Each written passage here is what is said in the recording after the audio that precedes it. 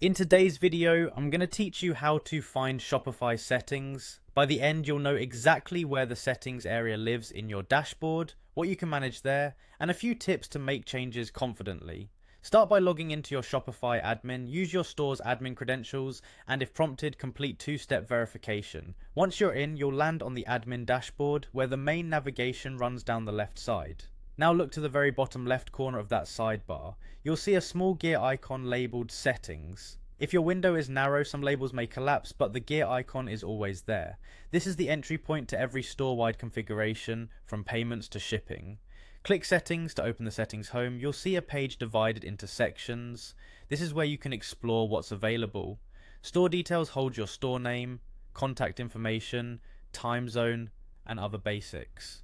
Plan and billing show your subscription and invoices. Users and permissions control who can access what. Checkout lets you customize the checkout experience and customer accounts. Payments is where you connect gateways and manage payout settings. Shipping and delivery manages rates, profiles, and local delivery or pickup. Taxes and duties covers regions, specific rules, and tax settings. Locations helps you manage inventory and fulfillment spots. Notifications are the emails and SMS your customers receive. Apps and sales channels is where integrations and storefront channels live. Domains connects your custom domain. Policies helps you add legal pages like refund and privacy. Depending on your store, you might also see markets, languages, and other options that help with international selling. If you need to make a change, click into the relevant section, update the fields, and look for the Save button, usually at the top or bottom of the page. Changes may apply immediately, so review the descriptions on each field.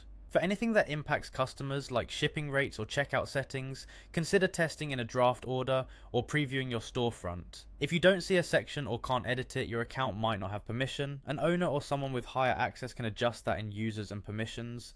A quick tip, use the search bar within settings to jump straight to a specific option like tax, payments, or notifications. That's all there is to it.